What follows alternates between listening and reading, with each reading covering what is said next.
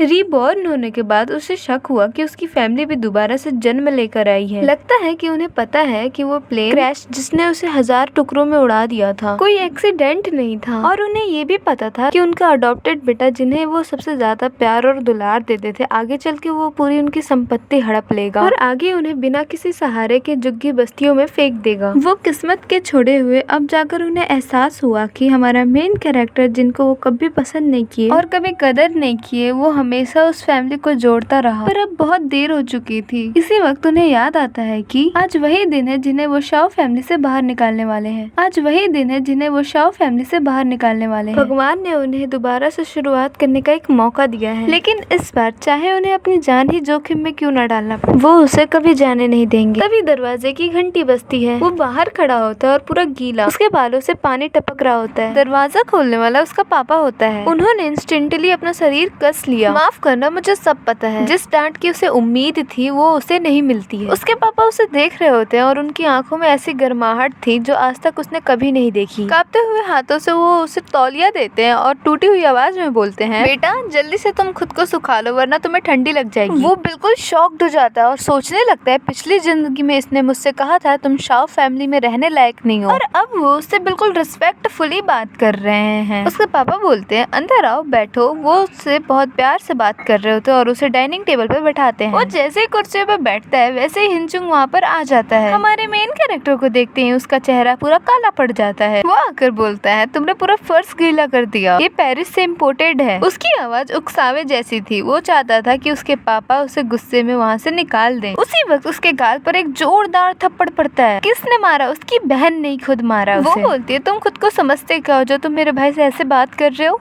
उसकी बहन की आवाज बहुत सख्त थी। उसका रवैया पहले की तरह डरपोको टाइप नहीं था। चिंग अपना गाल पकड़ लेता है और बोलता है क्या तुम पागल हो? उसके लिए मुझे मार रही हो? मैं पागल नहीं हूँ, मैंने बस तुम्हारा असली चेहरा देख लिया है। उसके बाद उसकी बहन हमारे मेन कैरेक्टर की तरफ मुड़ती है और उसकी आंखों में पूरी तरीके से गिल्ट भर जाता है। शोयन मुझे माफ कर दो, पहले मैं अंधी थी। वो सोफे पे जमा हुआ बैठा रहता है। ये सब बहुत अजीब है। मेरी पिछली जिंदगी में आज ही के दिन हुई एक प्रोजेक्ट की गलती में मुझे सभी के सामने 10 थप्पड़ मारा। उसकी बहन निर्दयी होकर देख रही थी और उसका भाई मजे ले रहा था और उन्होंने उसे बिना पैसे दिए घर से निकाल दिया था। लेकिन अब पूरा स्क्रिप्ट उल्टा हो गया था। उसकी माँ किचन से गर्म सूप का कटोरा लेकर बाहर आती है और बड़े ध्यान से उसके सामने रखती है और बोलती है सावयान थोड़ा सा जिंजर सूप पी लो, शरीर थोड़ा गर्म हो जाएगा। ये सब तुम्हारे फेवरेट डिशेस हैं, मैंने खास ये सब तुम्हारे लिए बनाए हैं। वो कटोरे में पड़े खाने को देखता है और उसका दिल जोर से सिकुड़ जाता है। ये सारे वही डिशेस हैं जो मुझे पिछले जन्म में बहुत पसंद थे पर जिन्हें इस घर में वो कभी नहीं खा पाया। वो अपना सर उठाकर वहाँ पे खड़े हर एक इंसान को देखता है और बोलता है अब तुम कौन सा खेल खेलना चाहते हो? उसके पापा की आंखें लाल हो जाती है और वो बोलते हैं जो कुछ भी हुआ शोयन मुझे प्लीज माफ कर दो, लेकिन आज से सब कुछ अलग होगा। हमारा मेन कैरेक्टर हल्का मुस्कुराते हुए बोलता है क्या तुम लोग अब मुझे नए तरीके से टॉर्चर करना चाहते हो? पहले उम्मीद देना फिर उसके बाद बेरहमी से उसे कुचल देना। उसकी बहन बोलती है ऐसा नहीं है, हम सच में तुम्हारे साथ अच्छा व्यवहार करना चाहते हैं। वो सतर्क होकर खड़ा हो जाता है और बोलता है मुझे इसकी जरूरत नहीं। तभी उसके पापा उसके घुटनों पे गिर जाते हैं। शाओ ग्रुप का प्रेसिडेंट उसके घुटनों पे था। उसके पापा बोलते हैं सावयान प्लीज मुझे एक मौका दे दो, मैं तुम्हारे सामने भीख मांगता हूँ प्लीज, ताकि मैं तुम्हारी भरपाई कर सकूं। हमारा मेन कैरेक्टर अपने घुटनों पे बैठे उसके पिता को देख रहा था और सोच रहा था जब ये पिछले जन्म में मुझे घर से निकाल रहे थे तो इनकी एक पलक तक नहीं झपकी थी और अब वो उसके सामने घुटनों पर है। आखिर ये सब हो क्या रहा है? वो अपने पापा को उठाने की कोशिश भी नहीं करता, बस ठंडे चेहरे से उन्हें देखता रहता है। तुम लोग की एक्टिंग खत्म हो गई। तभी उसके पापा अपना सर उठाते हैं, उनकी आंखों में से खून बह रहा था। शोयन पापा एक्टिंग नहीं कर रहे हैं, तुम्हारा कमरा मैंने उसी प्रकार सजाया जैसे तुम्हें 10 साल में पसंद था और तुम्हारा भाई दूसरे कमरे में रहेगा साइड के। 10 साल, वो 10 साल जो इससे इग्नोर नहीं किया जा सकता था। बाद में वही कमरा हिलियन चिन का गेम रूम बन गया था और कंपनी का इंटरनेशनल प्रोजेक्ट मैंने फैसला किया है कि वो अब तुम संभालोगे। उसके पापा जेब से एक डॉक्यूमेंट निकालते हैं, ये पावर ऑफ अटर्नी है, आज से तुम्हें कंपनी का 3% रिसोर्स इस्तेमाल करने का अधिकार है। वो कांपती हुई उंगलियों से वो डॉक्यूमेंट पकड़ता है। यही प्रोजेक्ट उसके भाई के लिए स्टेपिंग स्टोन बना था, इसी से उसने साउ कंपनी में अपनी पकड़ मजबूत की थी और उसे मीटिंग्स में भी आने का कोई हक नहीं था। जिन चन गुस्से से चिल्लाया और बोला पापा क्या आप पागल हो गए हैं? ये प्रोजेक्ट कंपनी के 5 साल की प्लानिंग से जुड़ा है। उसके पापा ने उसे घूर के देखा और बोला तुम कल से साइड विंग में शिफ्ट हो जाओगे, मैन बिल्डिंग के सारे कमरे आज से उसके होंगे। जियान चिंग गुस्से से तेजी से चिल्लाया, बोला कि मैं इस फैमिली में 10 साल से हूँ। उसकी बहन बोल पड़ी तुम आउटसाइडर हो और वो हमारा खुद का भाई है। ये शब्द उसके किले बिल्कुल चाकू की तरह थे। उसने हमारे मेन कैरेक्टर को घूर के देखा, उसकी आंखों में नफरत साफ झलक रही थी। डिनर के दौरान उसकी माँ लगातार उसके प्लेट में खाना डालती रही। वहाँ पे रखा हर कुछ हमारे मेन कैरेक्टर के पसंद का था। तभी उसकी मम्मी बोलती है, शाओ युआन तुम अभी और खाओ, तुम देखो कितने पतले हो गए। उसकी माँ की आंखें फिर से लाल हो गई और वो बोली, ये सारी मेरी ही गलती है, मैंने पहले से तुम्हारा ध्यान नहीं रखा। वो मशीन की तरह खाना खाया जा रहा था और दिमाग में उनकी इंटेंशन का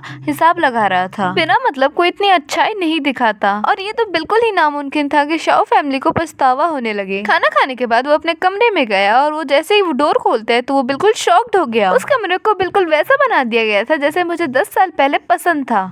ब्लू कलर की दीवारें और सेल्फ पे मेरे फेवरेट खिलौने और डेस्क पर उसका सबसे फेवरेट पेन रखा था जो उसे बहुत पसंद था। ये वही पेन था जिसे बाद में ही चैन ने उसे तोड़ दिया था। उसे लगा था कि वो पेन उसे आज तक कभी नहीं मिलेगा। फिर वो डेस्क के पास गया और वो उस पेन को देखता है तो वो बिल्कुल वैसा ही था पर पूरा न्यू था। तुम्हें पसंद आया? उसकी बहन पीछे से बोली और वो मुड़ा। उसके हाथ में ब्लैक कार्ड और कार कीज पकड़े वो खड़ी हुई थी और वो उसे रख दी थी, बोलती ये तुम्हारे लिए। वो अनलिमिटेड ब्लैक कार्ड था और ये एकदम सुपर कार थी। क्या तुम बचपन से नहीं चाहते थे? आखिर तुम लोग चाहते क्या हो? वो अपनी बहन की आंखों में घूर के देखता है। वो कुछ देर चुप रही और उसने उसे गले लगा लिया और बोली, शाओ युआन मैं चाहती हूँ कि तुम बस खुश रहो। उसका पूरा शरीर कांप रहा था और उसकी आवाज रोने की वजह से टूटी हुई थी। उसके इमोशंस फेक नहीं लग रहे थे। वो उसे दूर करके बोलता है, कल मैं यहाँ से चले जाऊंगा, मुझे किसी भी चीज की जरूरत नहीं है, मुझे शाओ फैमिली के एहसानों की कोई जरूरत नहीं है। नहीं तुम नहीं जा सकते। उसकी बहन ने उसका हाथ पकड़ लिया और रोने लगी और बोली, तुम नहीं जा सकते। उसने बहुत टाइट हाथ पकड़ लिया था। उसका इंटेंस जरूरत से ज्यादा था। तभी नीचे से एक आवाज आई और दौड़ के वो नीचे गया। तभी उसे दिखता है कि जियानचिन जमीन पे पड़ा हुआ था। उसके पापा उसे पकड़े हुए थे और उसके हाथ में उसके प्रोजेक्ट प्लान्स थे। क्या करने की कोशिश कर रहे थे तुम? उसके पापा की आवाज बहुत गुस्से में थी। जियानचिन छूटने की कोशिश कर रहा था, बस वो देखना चाहता था कि उसमें क्या लिखा है। वो प्रोजेक्ट आप उसे क्यों दे रहे हैं, मुझे क्यों नहीं? क्या मैं उससे कम हूँ? क्योंकि तुम इसके लायक नहीं हो। उसके पापा ने एक एक शब्द बोल कर कहा, आज से शाओ फैमिली में तुम्हारे सारे प्रिविलेजेस खत्म। हेनचिन जमीन पर गिर गया और उसे नफरत से घूरने लगा। उसी पल उसे अचानक समझ में आया ये सब उसके लिए नहीं था। वो सच में हेनचिन को टारगेट कर रहे थे। लेकिन अगले सुबह किसी के दस्तक से उसके दरवाजे पे उसकी नींद टूट गई। दरवाजे पे उसकी बहन थी और उसके पीछे बहुत सारे सर्वेंट्स थे जिनके हाथ में बहुत सारे गिफ्ट्स थे। वो हैरान हो गया कि वो 25 साल का हो गया क्योंकि वो पिछली जिंदगी में हेयनचेन के लिए उन सभी ने सेलिब्रेट किया था। क्योंकि उसे एक छोटा प्रोजेक्ट मिला था और किसी को मेरा बर्थडे तक याद भी नहीं था। ये सब तुम्हारे लिए है। उसकी बहन ने सर्वेंट्स को गिफ्ट अंदर रखने को कहा। फिर उसने उसे एक फोल्डर दिया जिसके अंदर प्रॉपर्टी पेपर और व्हीकल सर्टिफिकेट्स का ढेर था। उसके बहन के विला, शॉप्स और लग्जरी कार सब उसके हो गए थे। और उसके अलावा मैं कंपनी के 10% शेयर्स भी तुम्हारे नाम कर रही हूँ। उसने उन डॉक्यूमेंट्स को देखा और बोला, इन एसेट्स की कीमत तो 1 मिलियन होगी। क्या तुम पागल हो? मैं पागल नहीं हूँ। उसकी बहन की आंखें लाल हो गई। शाओ युआन, पहले मैं अंधी थी, अब मैं तुम्हारी भरपाई करना चाहती हूँ। उसने उसके डॉक्यूमेंट्स वापस उसकी तरफ ढकेल दिए और बोला कि मुझे ये सब बिल्कुल नहीं चाहिए, मैं आज ही यहाँ से जाने वाला हूँ। उसकी बहन का चेहरा तुरंत सफेद पड़ गया। क्या तुम सच में जाने वाले हो? हाँ, मेरे लिए एक शाओ फैमिली कभी घर थी ही नहीं। शाओ युआन, उसकी बहन ने उसका हाथ पकड़ लिया। तुम चले गए तो हमारा क्या हुआ? उसने जल्दी से उसका हाथ झटक दिया और बोला, तुम्हारे पास तो जियानचिन है, तुम्हें मेरे जैसे इंसान की कमी नहीं होगी। हमें जियानचिन नहीं चाहिए, हमारे पास सिर्फ तुम हो, बस तुम जिंदा रहो। उसका एक्सप्रेशन टेढ़ा हो गया। इससे पहले वो कुछ और सोच पाता, उसके मम्मी पापा दौड़कर वो वहाँ पर आ जाते हैं। शाओ युआन, तुम कहाँ जा रहे हो? उसके हाथ में सूटकेस देख उसके पिता का चेहरा सफेद हो गया। उसने शांत आवाज में बोला, मैं शाओ फैमिली छोड़ रहा हूँ और कानून के हिसाब से जो हिस्सा बनता है उसे बराबर बांट देना। आज से हम इक्वल हैं। नहीं जाओ ना, प्लीज न मत जाओ, माँ तुमसे भीख मांगती है, छोड़ो मुझे। उसने खुद को छुड़ाने की बहुत कोशिश की। उसकी माँ उसे कस के पकड़ी हुई थी और उसकी आंखों से लगातार आंसू गिरे जा रहे थे। माँ से गलती हो गई, पहले माँ अंधी थी, तुम चाहे तो मुझे मार लो, तुम चाहो तो मुझे गालियाँ दो, पर प्लीज मत जाओ। उसने हल्की मुस्कान से बोला, अच्छी एक्टिंग कर रहे हो तुम। ये एक्टिंग नहीं है, अगर तुम सच में चले गए तो यहाँ सच में कुछ बुरा हो जाएगा। उसने उसकी आंखों में घूर के देखा, बोला, सच में? उसकी बहन ने मुंह खोला पर कुछ बोल नहीं पाई। उसकी आंखें डर से भरी हुई थी, पर ऐसा डर जिससे पूरे रोंगटे खड़े हो जाए। अगर बता नहीं सकती तो नाटक मत करो। वो अपना सूटकेस उठाता है और दरवाजे की तरफ चलने लगता है। अगले ही सेकंड उसके सामने उसके मम्मी पापा और उसकी बहन घुटनों पर बैठ गए। उसके पापा बोलते हैं, शाओ युआन, हम तुम्हारे सामने भीख मांगते हैं, मत जाओ। बाहर अचानक बारिश शुरू हो गई। तीनों एंट्रेंस पे घुटनों के बल बैठे थे। बारिश उसके कपड़ों को भिगो रही थी पर कोई भी उठा नहीं। वो छत के नीचे खड़ा होता है और उन्हें गीला होते हुए देख रहा होता है। तभी ऊपर से जैन चैन खिड़की से सब कुछ देख रहा था। जैन चैन का चेहरा अब डरावने तरीके से मुड़ गया था। उसे लगा था कि उसे घर से निकालने का तमाशा वो देखेगा, लेकिन उसने पूरी फैमिली को बारिश में गीला होते हुए घुटने पे बैठकर उससे ना जाने के लिए भीख मांगते हुए देखा। आखिर इस दुनिया में चल क्या रहा है? उसने अपना सूटकेस बहुत टाइटली पकड़ लिया। बारिश में बैठे घुटनों के बल उन्हें देखकर वो बोल पड़ा, तुम लोग कुछ जानते हो है ना? उसके पिता का शरीर कांप उठा। उसी पल उन्होंने अपना सर उठाया और उनकी आंखें डर से भरी हुई थी। तभी उसे पता लग गया था कि कुछ तो बात है। वो सच में कुछ ऐसा जानते थे जो उसे नहीं पता था। वो चीज उसकी जिंदगी से जुड़ी हुई थी, इसलिए वो वहाँ पर रुक गया। पर वो दिल कमजोर होने के कारण नहीं रुका, क्योंकि वो ये जानना चाहता था कि बात क्या है आखिर। अगले कुछ दिनों में उसकी फैमिली का रवैया उसके प्रति हैरान कर देने वाला था। उसके पापा खुद उसे ऑफिस छोड़ने जाया करते थे डेली, और उसकी माँ उसके लिए डेली खाना बनाया करती थी, और उसकी बहन उससे एक पल भी उससे दूर नहीं रहा करती थी। यहाँ तक कि वो बाथरूम भी जाता तो वो बाहर उसका वेट करती थी। ये दम घुटने वाला टेंशन उसे अनकंफर्टेबल फील कर रहा था,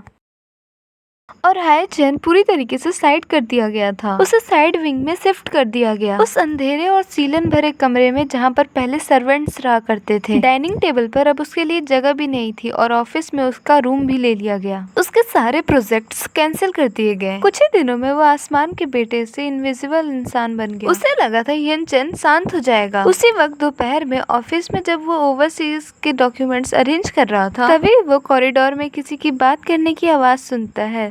वो हियन चैन ही था। शाओ कॉर्पोरेशन के सारे फाइल्स मैं उन्हें हासिल कर सकता हूँ। उसने अपनी आवाज धीमे कर दी और उसने बोला, मुझे 30% शेयर्स चाहिए और आपकी कंपनी से 5% का शेयर्स चाहिए। उसने अपना काम रोक दिया और चुपके से दरवाजे के पास गया। रिलैक्स, वो बेवकूफ शाओ कुछ नहीं समझता। टेंडर डॉक्यूमेंट्स उसकी पुरानी टीम ने बनाए थे, वो चाहे तो आंख बंद करके उन्हें हासिल कर सकता है। वो खुद ही में खुश होने लगता है। फिर तुम लोग वेडिंग में वही डॉक्यूमेंट्स का यूज करना, फिर उसके बाद शाओ कॉर्पोरेशन पक्का हार जाएगी। जब ये प्रोजेक्ट उनके हाथ से निकल जाएगा तो शाओ फैमिली सारा ब्लेम शाओ पर डालेगी। मैं उसे बर्बाद कर दूंगा। ये सारी बात सुन के हमारे मेन कैरेक्टर ने मुट्ठी कस ली और बोला कि पिछले जन्म में भी यही बात थी। हायन चैन ने डॉक्यूमेंट्स चुराए थे और कॉम्पिटिटर्स को बेच दिए थे, और सारा इल्जाम हमारे मेन कैरेक्टर पे लगा दिया था और उसे जेल भेज दिया था। इस प्रोजेक्ट की वजह से शाओ फैमिली ने बिलियंस गवा दिए थे। उसके बाद वो लोग कभी रिकवर नहीं कर पाए। मतलब हिस्ट्री फिर से रिपीट होने वाली थी। वो बाहर भागने वाला था, तभी उसके पापा का मैसेज आता है कि इम्पल्सिव मत बनो, सब मैनेज है। वो वहीं पे शॉक्ड हो गया और सोचने लगा कि उसके पापा को कैसे पता चला कि वो यहाँ पर है, और उन्हें कैसे पता चला कि हिनचैंग फोन पर ये बात कर रहा है। उसने ऑफिस के कोने के पास देखा जहाँ पर एक कैमरा लगा हुआ था, जहाँ से उसके पिता जैन चिंग पर उसकी नजर रख रहे थे। उसने अपने सारे डाउट्स दबा दिए और ऐसे बिहेव करने लगा जैसे कि वहाँ पर कुछ हुआ ही नहीं, और वापस ऑफिस गया और वहाँ पर काम करता रहा। रात में उसके पापा और उसकी बहन स्टडी रूम में कुछ डिस्कस कर रहे थे। उसने दरवाजा खोला और अंदर गया। वहाँ उन दोनों ने उसे एक साथ देखा। उनकी आंखों में नर्वसनेस की चमक थी। शॉ युआन, तुम बिना नॉक किए अंदर क्यों आए? उसकी बहन ने टेबल पे पड़े डॉक्यूमेंट्स छुपाते हुए कहा। उसने डॉक्यूमेंट का एक कोना देखा जहाँ पर लिखा था हियन चैंग मूविंग ट्रैकिंग रिकॉर्ड। क्या आप लोग हियन चैंग की जासूसी कर रहे हो? उसने सीधे पूछ लिया। उसके पिता कुछ देर चुप रहे, फिर बोले, हाँ। क्यों?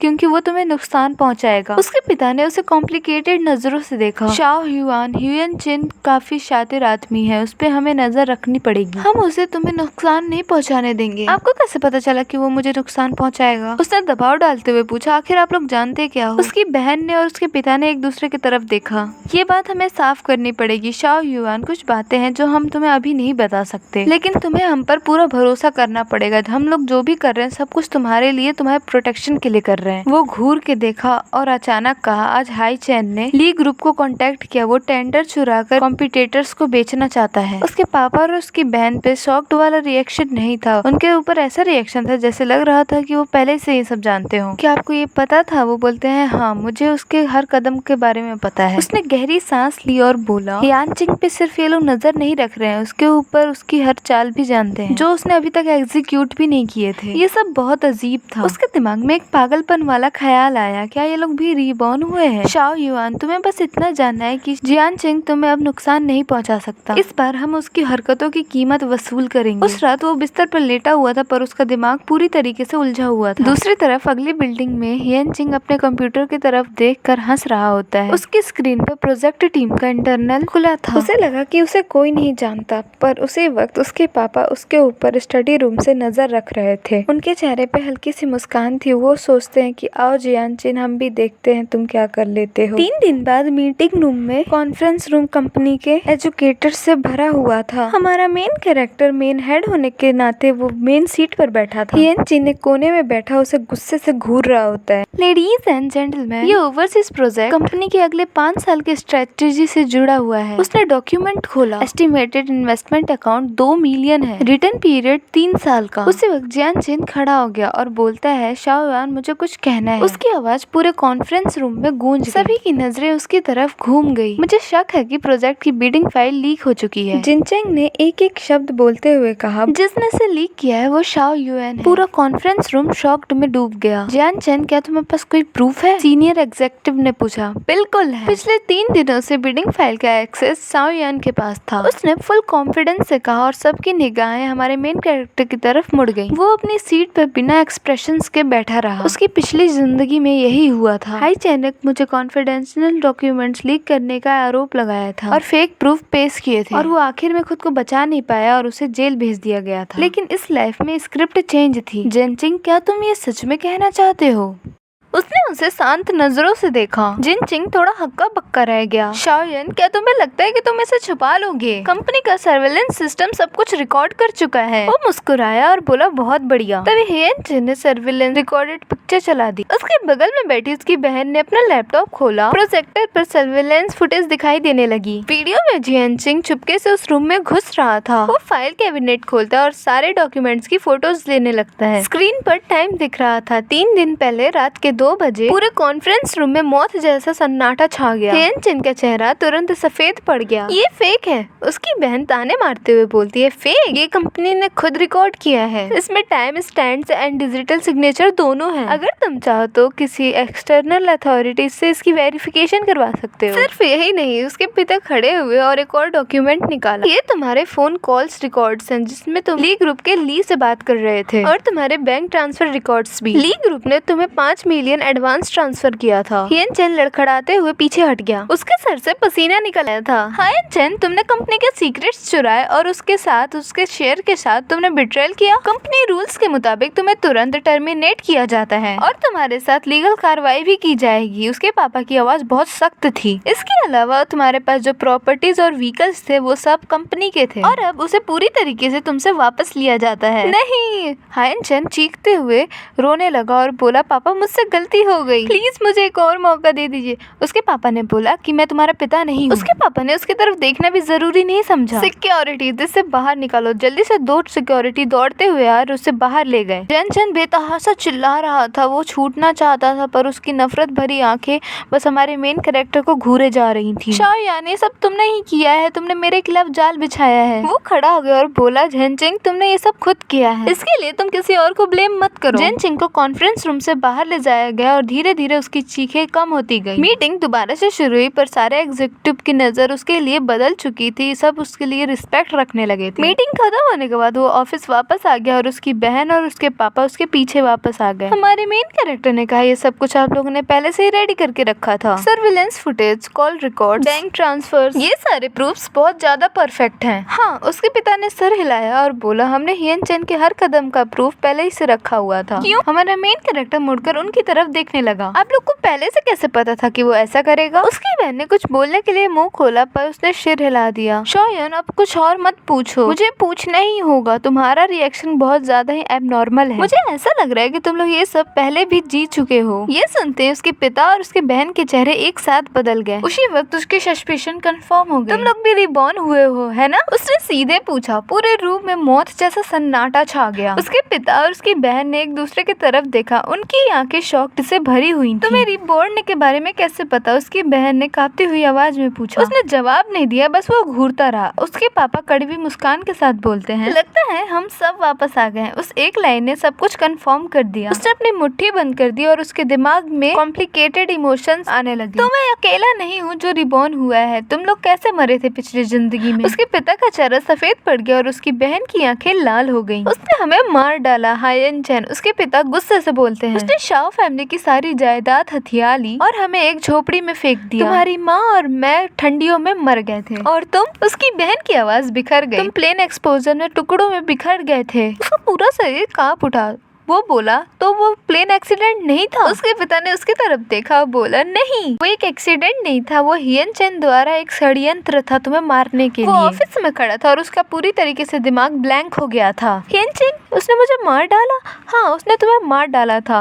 उसने प्लेन में बॉम्ब छुपा दिया था जब तुम बिजनेस ट्रिप पे जा रहे थे। वो चीज हमने न्यूज में अपनी आंखों से देखा था। हमने विक्टिम लिस्ट में तुम्हारा नाम देखा था। उसकी बहन अपना मुंह ढककर रोने लगी। हम तो तुम्हारी बॉडी वेरीफाई भी नहीं कर पाए क्योंकि उसमें तुम्हारे बॉडी के चिथड़े हो चुके थे। हमें तो तुम्हारी पूरी डेड बॉडी भी नहीं मिली। उसने अपना आंख बंद कर लिया और पिछले जन्म की जिंदगी उसके दिमाग में आने लगी। वो प्लेन क्रैश उसके 30वें बर्थडे वाले दिन हुआ था। 10,000 मीटर की ऊंचाई पर उसने एक जोरदार धमाका सुना था और बस उसके बाद एंडलेस डार्कनेस। तो वो एक एक्सीडेंट नहीं था। उसने अपनी आंखें खोल दी। वो मुझे क्यों मारना चाहता था? क्योंकि तुम उसके रास्ते के दीवार बन रहे थे। उसके पापा कड़वी मुस्कान के साथ बोले, तुमने पिछले जिंदगी में 3 साल के अंदर अपना खुद का एम्पायर शुरू कर लिया था। हियन चैन को डर था कि तुम उससे बदला लोगे, इसलिए उसने तुम्हें मारने का प्लान बना लिया था। उसने अपनी मुट्ठी बंद कर ली और सोचने लगा कि मैं पिछली जिंदगी में शाओ फैमिली से बाहर निकालने के बाद जीरो से मेहनत करके मैंने इतना बड़ा एम्पायर खड़ा किया था। पर मैंने कभी भी रिवेंज के बारे में नहीं सोचा था। मैंने तो बस इतना चाहा था कि मैं बस उन्हें बता सकूं कि मैं उससे ज्यादा काबिल हूँ और वो मेरी जान चाहता था। तो तुम लोग ये चाहते हो कि तुम लोग मुझे इस जिंदगी में प्रोटेक्ट करो? उसकी बहन ने उसका हाथ पकड़ लिया, बोला, हाँ, हम इस बार तुम्हें प्रोटेक्ट करेंगे। हियन चैन को मरना पड़ेगा, उससे पहले वो तुम्हें नुकसान पहुंचाए। उसने अपना हाथ खींच लिया, बोला, मुझे तुम्हारे प्रोटेक्शन की कोई जरूरत नहीं। शाओ युआन, उसके पापा बेचैनी से बोल उठे, मैंने बोला ना मुझे कोई जरूरत नहीं तुम लोग के प्रोटेक्शन की। जब हियन चैन यहाँ से निकल चुका है तब मुझे भी यहाँ से चले जाना चाहिए। उसकी बहन ने पूछा, कहाँ जाओगे? वो बोला, कहीं भी जहाँ मुझे अकेले रहने को मिले। कहकर वो बाहर निकल गया और वो उसी रात एक अपार्टमेंट सिटी सेंटर में लेता है। उसने अपना सारा सामान पैक किया और शिफ्ट हो गया। शाओ फैमिली लिविंग रूम में बैठे हुए थे और पूरा माहौल एकदम गर्म था, लेकिन वो फिर भी चला गया था। उसकी माँ बेहद रो रही थी। इस बार हम उसे फिर से खो देंगे। उसके पापा गुस्से से बोले, चाहे मेरी जान भी चले जाए मैं उसे बिल्कुल बचा के रहूंगा। अगली सुबह दरवाजे पे जोरदार नॉक से उसकी नींद खुली। उसने जैसे ही दरवाजा खोला तो बाहर उसकी बहन टिफिन बॉक्स लेकर खड़ी थी। मैं तुम्हारे लिए ब्रेकफास्ट लेकर आई हूँ। उसने पूछा, तुम्हें कैसे पता चला कि मैं यहाँ पर रहता हूँ? मैंने पता कर लिया, उसकी बहन ने नॉर्मल तरीके से जवाब दिया। शोयान, तुम अकेले बाहर रह रहे हो, मुझे चैन नहीं है। मुझे तुम्हारे चैन की कोई जरूरत नहीं। वो दरवाजा बंद करने वाला था पर उसकी बहन ने उसे रोक लिया। शोयान, मुझे पता है कि तुम अभी भी हमसे नफरत करते हो, लेकिन प्लीज इस बार हम पर भरोसा करो। इतना कहकर उसने अपने बैग से बहुत सारे डॉक्यूमेंट्स निकाले। ये मेरी सारी प्रॉपर्टीज के डॉक्यूमेंट्स है, 3 विलास और सारे कॉमर्शियल शॉप्स, ये सब मैं तुम्हारे नाम कर रही हूँ। उसकी बहन ने वो सारे डॉक्यूमेंट्स उसके हाथों में रख दिए और मेरे कार्स भी। उसके हाथों में सारे लग्जरी कार्स के कीज थे। उसके हाथ में पड़े डॉक्यूमेंट्स को उसने देखा और ताने भरी मुस्कान से हंस पड़ा। क्या तुम्हें लगता है कि पैसे देकर सब कुछ ठीक हो जाएगा? मुझे पता है कुछ भी ठीक नहीं होगा, पर उसकी बहन की आंखें लाल हो लेकिन शो युआन, मैं सिर्फ यही कर सकती हूँ। मैंने तुम्हें उस प्लेन क्रैश में मरते हुए देखा था और मैं कुछ नहीं कर पाई। इसके अलावा मैं तुम्हें अपने कंपनी के 10% शेयर्स ट्रांसफर कर रही हूँ और पापा जो तुम्हें दे रहे हैं उन सभी को मिलाकर तुम सेकंड लार्जेस्ट शेयर होल्डर हो। मुझे नहीं चाहिए। उसने डॉक्यूमेंट्स वापस कर दिए। उसकी बहन मजबूती से फिर से कागज आगे बढ़ाया और बोला कि शो युआन, अगर तुम ये नहीं लिए तो वो फिर से ये सब ले लेगा। पैसा ऐसा ही होता है, वो शाओ फैमिली के सारी प्रॉपर्टी को धीरे धीरे निकल जाएगा जब तक वो हमें घर से बाहर ना फेंक दे। हमारे मेन कैरेक्टर ने उसे घूर के देखा और बोला, अच्छा तुम लोग मेरे साथ ये सब इसलिए कर रहे हो ताकि मैं उसका सामना कर सकूं? नहीं। उसकी बहन तुरंत बोली, हम शाओ युआन, हम सच में तुम्हारे साथ अच्छा व्यवहार करना चाहते हैं। पहले हम अंधे थे, हम पहले तुम्हें आउटसाइडर की तरह ट्रीट करते थे और जान सिंह को ट्रेजर समझते थे। हमें होश तब आया जब तुम मर गए। वो रो रही थी।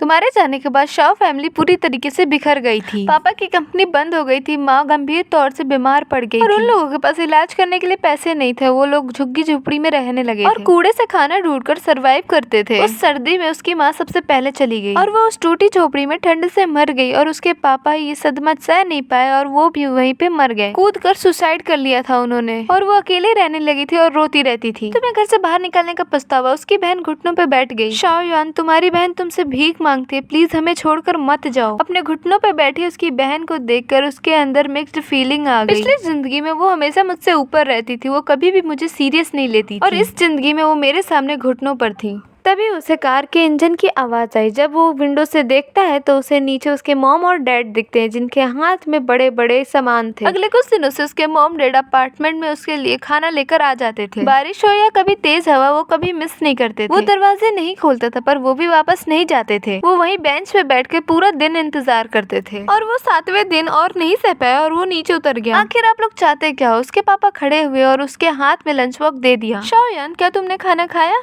मुझे भूख नहीं है। फिर भी तुम्हें खाना होगा। उसकी माँ ने टिफिन खोला। अंदर गरम गरम खाना भाप छोड़ रहा था। सब कुछ तुम्हारी पसंद का है। उसने उन सबको देखा और अचानक उससे पूछा कि अगर मैं तुम लोग को कभी माफ ना करूँ तो? उसके पिता कुछ देर चुप रहे और बोले, हम इंतजार करेंगे जब तक तुम हमें माफ नहीं कर देते, चाहे मुझे पूरी जिंदगी क्यों ना इंतजार करना पड़े। उसके पिता ने सीरियसली बोला। फिर वो वहाँ से मुड़कर जाने ही वाला था, तभी अचानक पीछे से जोरदार धमाके की आवाज आई। ब्लैक कार कंट्रोल खोकर तेजी से उसी की तरफ आ रही थी। वो सीधे उसे टक्कर मारने वाली थी। क्रिटिकल मौके पे उसके पापा उसकी तरफ दौड़ पड़े। उन्होंने उसे अपने शरीर से ढक लिया। तभी एक जोरदार टक्कर की आवाज गूंजी। उसके पापा हवा पे उड़ गए और उसके बाद जोर से जमीन पे गिरे। ब्लैक कार रुकी नहीं, उल्टा वो तेजी से भाग गई। वो भागकर उनके पास गया। उनके माथे से खून बह रहा था। फिर भी उन्होंने उससे पूछा कि क्या तुम ठीक हो? हाँ मैं ठीक हूँ। क्या आप ठीक हो? हाँ मैं ठीक हूँ। उसके पापा मुश्किल से उठे और भागते हुए कार को देखते रहे और बोले, ये पक्का जियान चिंग था। उसके पापा बेहोश हो गए। जल्दी से एम्बुलेंस आई और उनको हॉस्पिटल ले गए। खुशकिस्मत से उन्हें बहुत कम चोट आई थी। हॉस्पिटल रूम में उसकी बहन ने ट्रैफिक कैमरास की फुटेज निकाली। फुटेज में ब्लैक कार की नंबर प्लेट साफ दिखाई दे रही थी। यह वही कार थी जिसे हिन चिंग ने कुछ दिन पहले रेंट पे लिया था। वो तुम्हें मारना चाहता है, उसकी बहन ने दांत पीसते हुए कहा। वो सर्वेलेंस फुटेज को ठंडी नजरों से देख रहा था। जिन चिंग, तुम सच में मरने के लायक हो। पुलिस में रिपोर्ट करते हैं। नहीं, उसके पिता बेड पे उठ के बैठ गए और बोलने लगे, पुलिस रिपोर्ट से कुछ नहीं होगा। वो कोई लॉयर ढूंढ लेगा और बच निकलेगा। मैं ये चाहता हूँ कि वो इससे भी ज्यादा कोई दर्दनाक कीमत चुकाए। उसने अपना फोन उठाया और किसी को कॉल लगाया और बोला कि हिनचेंग के बायोलॉजिकल पिता को सर्च करो, मुझे पूरी इंफॉर्मेशन चाहिए। उन्होंने कॉल काट दी और उन्होंने हमारे मेन कैरेक्टर की तरफ देखकर बोला, शाओयान, पिछले जन्म में हिजन चिंग सिर्फ अपनी वजह से शाओ फैमिली की सारी प्रॉपर्टी नहीं ले पाया था। उसके बायोलॉजिकल फादर ने भी उसकी मदद की थी। उसका बायोलॉजिकल फादर कौन है? उसने पूछा। जैमनियर, बिजनेस वर्ल्ड का सबसे बड़ा फ्लॉडर, इन्वेस्टमेंट स्कैम्स और ट्रैप बिछाने में बहुत बड़ा शातिर इंसान है। पिछली जिंदगी में वो और हिलियम चैन पहले मिल गए। उन लोगों ने मिलकर कई स्कैम्स किए और शाओ फैमिली के सारे फंड्स विदेश भेज दिए थे। उसे पिछले जिंदगी की बातें सच में याद आने लगी थी। शाओ फैमिली ने सच में ओवरसीज प्रोजेक्ट में इन्वेस्ट किया था और आखिर में सब कुछ खो दिया था। तो वो हियन चैन और उसके बायोलॉजिकल फादर का ट्रैप था। मैं उनको इस जिंदगी में उनकी हरकतों की दुगनी कीमत चुकवाऊंगा। उसके पापा की आंखों में चमक थी। वो पूछते, क्या तुम मुझ पे भरोसा करते हो? उसने उन्हें देखा और कुछ देर बाद उसने सिर हिला दिया। 3 दिन बाद हायन चिन को एक फोन कॉल आई। शी चिन, मैं हूँ, तुम्हारा पिता। फोन के उस तरफ किसी मिडिल एज आदमी की आवाज आई। वो शॉक्ड हो गया और बोला, जेनियर, तुम्हारे पास मेरा नंबर कैसे आया? मैं तुम पर हमेशा से नजर रखते आया हूँ। जेनियर ने कहा, मैंने सुना है कि तुम्हें शाओ फैमिली से निकाल दिया गया है। तो क्या? उसने ठंडी आवाज में बोला, मेरे पास एक प्लान है जिससे तुम सब कुछ हासिल कर सकते हो और शाओ फैमिली से बदला भी ले सकते हो। उसने धीरे से कहा, मेरे पास एक ओवरसीज प्रोजेक्ट है जिसका रिटर्न 300% है। मुझे बस इतना चाहिए कि तुम धोखे से शाओ फैमिली से फंड्स निकलवाओ। अगर हम बाप बेटा मिलकर काम करें, ना सिर्फ हम बहुत बड़ा पैसा कमाएंगे बल्कि हम शाओ फैमिली को बर्बाद कर देंगे।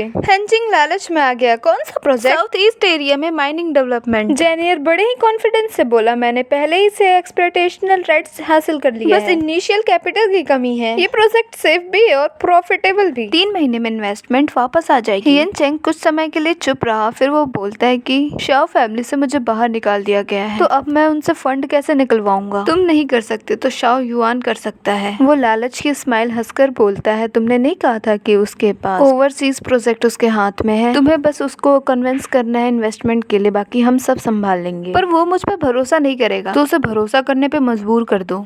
जेनियर बोला मैं डॉक्यूमेंट्स का परफेक्ट सेट तैयार कर देता हूँ जिसमें एक्सप्लॉयटेशन राइट्स सर्टिफिकेट, जूलॉजिकल सर्वे रिपोर्ट्स सब होंगे। तुम्हें बस ये डॉक्यूमेंट शोयन को देने हैं, बाकी सब मुझ पर छोड़ दो। हायन चैन थोड़ा हिचकिचाया और बोला सुनो हायन चैन, ये हमारा आखिरी मौका है दोबारा से उठने का। उसका पापा उसे बहकाने लगा, अगर ये मौका तुमने छोड़ दिया तो पूरी जिंदगी शॉ फैमिली के पैरों तले कुचले जाओगे। हायन चैन बोला ठीक है मैं ये करूंगा। कॉल कटने के बाद हायन चैन को पता ही नहीं चला कि उसका कॉल अभी लिसनिंग सॉफ्टवेयर से इन्फेक्टेड हो चुका था। शॉ फैमिली की लाइब्रेरी में बैठकर उन्होंने सारी रिकॉर्डिंग सुन ली। उसके पापा ने हंसते हुए बोला वाह मछली कांटे में फंस चुकी है। पापा क्या आप सच में शॉ युआन को इस प्रोजेक्ट में इन्वॉल्व करने वाले हो? उसकी बहन ने चिंता से पूछा। रिलैक्स, ये प्रोजेक्ट मैंने खुद डिजाइन किया है। ज़ेन ये सोच रहा है कि वो हमें ट्रैप में फंसा रहा है, लेकिन उसे नहीं पता कि असली ट्रैप में तो वो खुद है। क्या मतलब? हमारे मेन कैरेक्टर ने पूछा। उसके पापा ने कंप्यूटर खोला और स्क्रीन पर पूरा डिटेल प्लान दिख रहा था। माइनिंग डेवलपमेंट प्रोजेक्ट ये सच में एग्जिस्ट करता है, लेकिन ये माइन मैंने बहुत पहले ही खरीद ली थी। उसके पिता ने बोला जेनियन ने जो सर्टिफिकेट उसके पास हासिल किए हैं वो फेक है और उसे लगता है कि वो हमें स्कैम करेगा, लेकिन असल में तो उसके सारे लगाए हुए पैसे पानी में जाएंगे। उसने प्लान देखा, लेकिन अचानक से उसे अपने पिता की इंटेंशन समझ में आ गई। अब चाहते हो कि हिंचन अपना सारा पैसा इसमें लगा दे, सिर्फ उसका ही नहीं उसके बाप का भी, और जब तक वो लोग उधार ले सके उतना। उसके पापा की आंखों में साफ साफ गुस्सा झलक रहा था। वो बोल रहे थे कि मैं उन बाप बेटों को दोनों को जमीन पर लेके आऊंगा। अगले एक हफ्ते तक हियन चैन जेनियर के घर आते जाते रहा। दोनों मिलकर शॉ फैमिली का फंड ठगने का प्लानिंग कर रहे थे। जेनियर ने सारे सर्टिफिकेट्स बना लिए थे। स्कैम को और रियल दिखाने के लिए जेनियर ने अपने पुराने कनेक्शन इस्तेमाल किए और कई एक्सपर्ट्स तक हायर किए जो प्रोजेक्ट के सपोर्ट में बोले। हियन चैन उन डॉक्यूमेंट को लालच भरी आंखों से देख रहा था। जेनियर लालच से हंसा, जब हम शॉ फैमिली का पैसा ठग लेंगे तब हम आराम से विदेश भाग जाएंगे और वहाँ आराम करेंगे। पर उन्हें क्या पता था ये सब उसके पिता की निगरानी में चल रहा है और वो एक काउंटर अटैक के सबसे अहम पीस बनने वाला था। शॉ युआन क्या तुम तैयार हो? उसके पिता ने पूछा। उसने सिर हिला दिया, उन्हें आने दो। जिस दिन जैन चेन उससे मिलने आया ऑफिस में, उस दिन वो डॉक्यूमेंट्स रिव्यू कर रहा था। शॉ युआन मुझे तुमसे बात करनी है। वो ऑफिस के दरवाजे के पास खड़ा होता है, चेहरे पे कॉम्प्लिकेटेड एक्सप्रेशन के साथ। बोलो। जैन चेन अंदर आया और गेट बंद करके अपने ब्रीफ केस से एक मोटी फाइल निकाली। मुझे पता है कि तुम मुझसे बहुत नफरत करते हो, पर इस प्रोजेक्ट में तुम्हारा जरूर से इंटरेस्ट होगा। जैन चेन ने डॉक्यूमेंट्स डेस्क पे रख दी। South East Asia mining development, 300% profit returning, 3 महीने में इन्वेस्टमेंट रिकवरी। उसने फाइल खोली और ध्यान से पढ़ने लगा। Exploitational right certificate, zoological survey report, profit projection. हर डॉक्यूमेंट बेहद प्रोफेशनल्स के साथ बनाया गया था। अगर उसे पहले से सब पता नहीं होता तो वो भी यकीन कर लेता। ये प्रोजेक्ट तुम्हें कहाँ से मिला? उसने पूछा। एक दोस्त ने मुझे इंट्रोड्यूस करवाया। जैन चिन बोला। शॉ युआन मुझे पता है हमारे बीच प्रॉब्लम्स है, पर बिजनेस तो बिजनेस होता है ना। ये बिजनेस असली है, इसलिए मैंने इसमें 5 लाख इन्वेस्ट कर दिए हैं। 5 लाख, इसका मतलब कि हियन चैन की इस साल की सारी सेविंग्स। हमारा मेन कैरेक्टर अंदर ही अंदर हंस रहा था, पर बाहर एक भी एक्सप्रेशन लाने नहीं दिया। ज्यादा मत सोचो, हियन चैन जल्दी से बोला। इस प्रोजेक्ट की बहुत डिमांड है, कई कंपनी तो पहले ही से निगोशिएशन कर रही है। उसने सिर हिलाया। जिन चैन के जाते ही उसने अपने पिता को तुरंत कॉल किया। वो फंस चुका है, उसने पहले ही 5 लाख इन्वेस्ट कर दिए। बहुत बढ़िया, ऐसा उसके पिता ने बोला, और उसे इन्वेस्टमेंट बढ़ाने के लिए फोर्स करो। अपने पिता के प्लान के हिसाब से उसने उस प्रोजेक्ट में इंटरेस्ट दिखाना शुरू किया, लेकिन साथ में कई ऑब्जेक्शन भी उठाए। उसके डाउट्स क्लियर करने के लिए हियन चैन और भी ज्यादा प्रूफ्स लाने लगा। वो उसे एक्सपर्ट्स से भी मिलवाने ले गया। एक्सपर्ट्स उस प्रोजेक्ट की इतनी तारीफ करते हैं कि रियल लगने लगता है हर चीज। हमारा मेन कैरेक्टर ऐसा दिखावा करने लगता है कि वो कन्विंस हो गया है और टेस्ट के तौर पर 10 मिलियन इन्वेस्ट करने की बात बोलता है। जेनिंग बहुत ज्यादा खुश हो जाता है। वो तुरंत जेरियर को कॉल करता है। अरे पापा, शॉन्ग यंग मांग गया इन्वेस्ट करने के लिए, वो इन्वेस्ट भी करने वाले हैं। जेनियर एक्साइटेड होकर बोलता है बहुत बढ़िया। जेनियर बोलता है 10 मिलियन पर काफी नहीं है, तुम्हें उसे इन्वेस्टमेंट बढ़ाने के लिए मजबूर करना होगा। कोशिश करो कि शॉ फैमिली सारे फंड्स इसी में लगा दे। हाँ मैं कोशिश करूंगा, ये कहकर वो कॉल कट करके हमारे मेन कैरेक्टर की तरफ मुड़ जाता है। फिर वो बोलता है शॉ युआन ये बहुत कम है 10 मिलियन, हमें इसमें 50 मिलियन लगाने पड़ेंगे। 50 मिलियन ये तो बहुत बड़ी रकम है, इससे पहले मुझे बोर्ड ऑफ डायरेक्टर से कंसल्ट करना पड़ेगा, तो जल्दी करो। हियन चैन उसे उकसाता है और बोलता है ऐसा मौका कभी नहीं मिलेगा, अगर मिस कर दिया तो पछताओगे। वो घर आकर सारी बात अपने पिता को बताता है और बोलता है कि वो 50 मिलियन मांग रहा है इन्वेस्ट करने के लिए। उसके पिता ने बोला दे दो ही मत, साथ में उसे ऐसा फील करने दो कि पैसा उसे बहुत आसानी से मिल गया, ताकि उसकी गार्ड नीचे गिर जाए। अगले दिन उसने बोर्ड मीटिंग बुलाई और इस प्रोजेक्ट में 50 मिलियन लगाने का प्रपोजल रखा। डायरेक्टर्स ने उसका विरोध किया क्योंकि उन्हें रिस्क बहुत ज्यादा लग रहा था, लेकिन उसके पिता ने फैसला ठोक दिया और इन्वेस्टमेंट तुरंत अप्रूव कर दी। जब हायन चैन को एक खबर मिली तो वो एक्साइटमेंट से कांप उठा। उसने तुरंत अपने पापा को कॉल किया और बोला,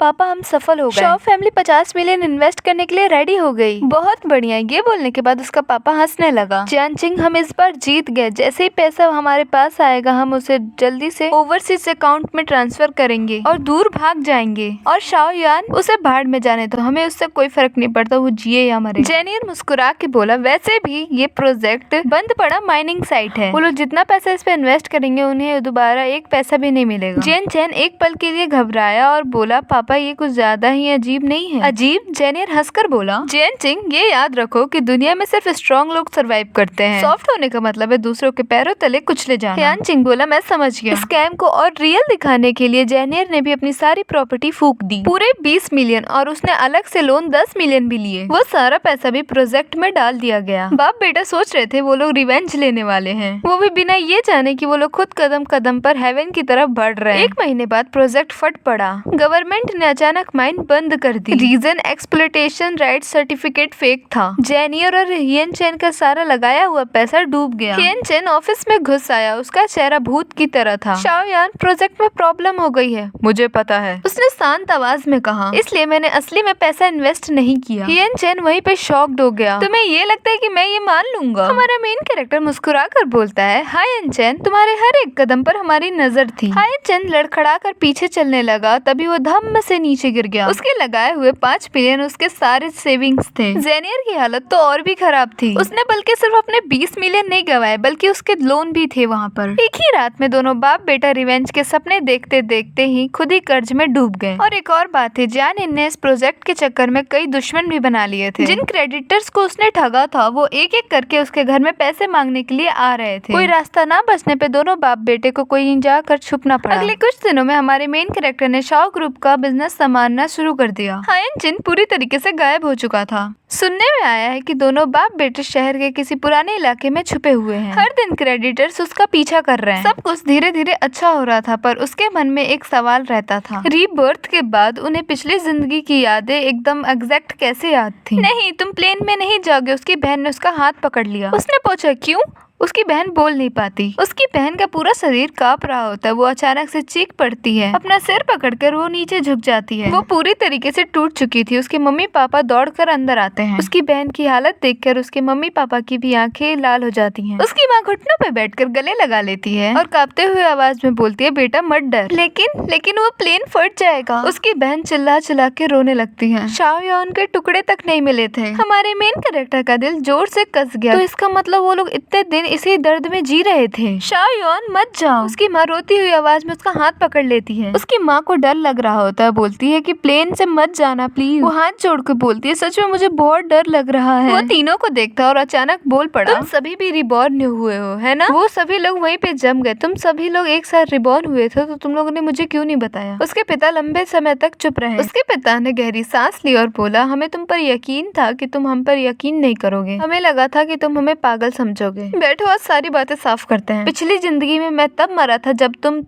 35 साल के थे। मैं गरीब बस्ती में एक पुराने बिस्तर पर पड़ा था। पूरा शरीर बीमारियों से भरा हुआ था और उसके पास पेन किलर्स खरीदने के भी पैसे नहीं थे। फिर उसकी बहन ने कहा, पिता मर गए, माँ पागल हो गई। मैं 3 साल तक उस अंधेरे कमरे में बंद रही। आखिर मैं बीमारी से मर गई। उसकी आवाज कांप रही थी। मैं खुद से नफरत करती थी, इतनी कि मर जाना चाहती थी। फिर हम सब वापस आ गए। फिर उसके पिता उसकी तरफ देखते हैं, हम तुम्हारे 25वें बर्थडे वाले दिन लौटे, उसी दिन जिस दिन हम तुम्हें घर से निकालने वाले थे। हम तीनों उसी दिन जागे और हमें पता चला कि हम रिबॉर्न हो चुके हैं। फिर उसकी माँ बोली, उसके मन में एकदम कॉम्प्लिकेटेड फीलिंग्स जगती रही। तो तुम्हें पता था कि जियानचिंग मुझे नुकसान पहुंचाएगा? तो तुम्हें पता था कि जियानचिंग प्लेन एक्सीडेंट करवाएगा? हाँ, उसके पिता ने सिर हिलाया। पिछले जिंदगी के तुम्हारे 30वें जन्मदिन के बिजनेस ट्रिप पर जियानचिंग ने एयरपोर्ट पर बम लगवाया था। हमने अपनी आंखों से न्यूज देखी थी। विक्टिम लिस्ट में हमने तुम्हारा नाम देखा था। हम तुम्हारी बॉडी लेने गए थे। हम बुरी तरीके से रोए थे, पर हमें तुम्हारे सिर्फ घड़ी और जले हुए कपड़े मिले थे। उसने आंखें बंद की और गहरी सांस ली। उसने कहा, मैं भी रिबॉर्न हुआ हूँ। तीनों ने उसे घूरा। उन्होंने सिर उठा लिया और उनकी आंखें शॉक्ड से भरी थी। मैं वो प्लेन एक्सप्लोजन में मरा था। फिर 25 साल की उम्र में वापस आ गया। उसने उनकी तरफ देखा, बस बस मुझे लगा कि मैं ही रिबॉर्न हुआ। मैंने नहीं सोचा था कि तुम लोग भी वापस आ जाओगे। लिविंग रूम में फिर से सन्नाटा छा गया। उसके पापा ने बोला, शॉ युवान, हम तुम्हें इस बार कुछ होने नहीं देंगे। उसके पापा ने सीरियस होके बोला, जैन चैंग को तुम्हें नुकसान पहुंचाने से पहले मरना होगा। उसने सिर हिला दिया, बोला कि मुझे सब पता है, मुझे क्या करना है। सच एक्सेप्ट करने के बाद उसके परिवार का पूरी तरीके से रिश्ता बदल गया, क्योंकि अब हम एक दूसरे को टेस्ट नहीं कर रहे थे, अब हम एक ही साइड पर खड़े थे। अब उसके पापा ने जैन चिंग और उसके फादर पर निगरानी और गहरी बढ़ा दी। दोनों बाप बेटे एक गरीब इलाके में छिपे हुए थे। हर दिन क्रेडिटर्स उनका पीछा करते थे। वो लोग डर के जिंदगी जी रहे थे। उसे लगा कि वो लोग शांत हो जाएंगे, पर उसने डेस्परेट लोगों के पागलपंती को अंडरस्टिमेट कर दिया। उस रात सर्विलेंस टीम ने एक मैसेज सेंड किया, सर, उन दोनों ने खतरनाक आदमी से कांटेक्ट किया है। दोनों बाप बेटे एक वेयर हाउस में एक खतरनाक से दिखने वाले टकले आदमी से बात कर रहे होते हैं। अगर तुम लोग शॉ युवान को किडनैप करने में हमारी मदद करो तो मैं तुम लोग को 10 मिलियन दूंगा, ये जियोन ने बोला। वो मुस्कुरा कर बोला, शॉ फैमिली की एल्डेस्ट डॉटर को किडनैप करना, तुम लोग पागल हो। हम पागल नहीं है।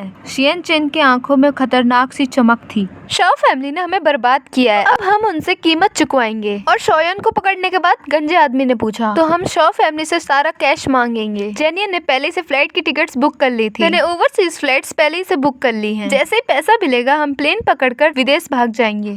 शॉ फैमिली पुलिस बुला लेगी। नहीं बुलाएगी, स्माइल करते हुए हियनचिन बोला। जब तक शाओ वैन हमारे हाथ में है वो लोग पुलिस की हिम्मत नहीं करेंगे। और इतना ही नहीं, मैं उन सबको प्लेन में चढ़ाऊंगा। 10,000 मीटर की ऊंचाई पर मैं पूरी शॉ फैमिली को खत्म कर दूंगा। वो टकला आदमी शॉक्ड हो गया और बोला, क्या तुम प्लेन चलाने वाले हो? जेनेट ने अपने पॉकेट से रिमोट निकाला। ये टाइम बॉम्ब का रिमोट है और ये मैंने पहले ही से बहुत सारे स्टाफ को बुक कर लिया है। जैसे ही प्लेन उड़ान भरेगा मेरे बटन दबाते ही पूरी शॉ फैमिली मर जाएगी। तुम लोग काफी रूथलेस हो। गंजे आदमी ने थंब दिखाया और बोला, डील पक्की। 10 मिलियन से एक पैसा कम नहीं। सर्विलेंस फुटेज खत्म हुई। वीडियो देखने के बाद उसका पूरा शरीर ठंडा पड़ गया। अच्छा, पिछली जिंदगी का ऐसे प्लान किया गया था। वो लोग मेरी बहन को टारगेट करने वाले थे। उसके पिता का चेहरा गुस्से से लाल हो गया। वो बोलते हैं, मैं उन्हें सफल नहीं होने दूंगा। नहीं, हमारे मेन कैरेक्टर ने बोला, उसे मेरी बहन को किडनैप करने दो। क्या? उसके मम्मी और पापा एक साथ चिल्लाने लगे। ये उन्हें हमेशा के लिए खत्म करने का अकेला मौका है। उसने शांत आवाज में कहा, अगर हम अभी पुलिस बुलाते हैं तो उन्हें ज्यादा से ज्यादा कुछ साल के लिए जेल होगी, और अगर हम उन्हें किडनैपिंग करने दें और उन्हें लगे कि वो सक्सेसफुल हो रहे हैं, तब हम उन्हें रंगे हाथ पकड़ेंगे, तब उन्हें मौत की सजा मिलेगी। पर ये बहुत डेंजरस है। उसकी माँ डर कर बोली, अगर कुछ गलत हो गया तो?